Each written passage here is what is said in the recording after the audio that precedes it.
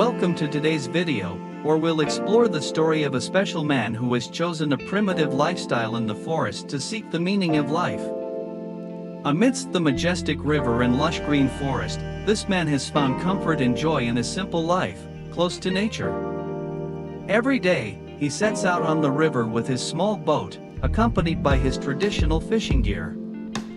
Through hours spent on the water, he immerses himself in the raw essence of life, where time flows peacefully and happiness abounds. In addition to fishing, this man also has another job, using an excavator to work on the land near the river. Every movement of the excavator is part of his daily work, helping him build a foundation for life and provide a stable source of income for his family. Although these two jobs may seem contradictory, one involving traditional fishing methods and the other using modern technology with the excavator, they blend perfectly in this man's life. Through this, he learns the lesson of balance between tradition and modernity, nature and technology, and the beauty of diversity in life.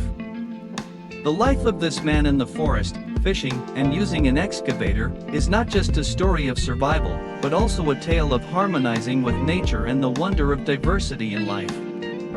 Let's learn from and respect these values in our daily lives.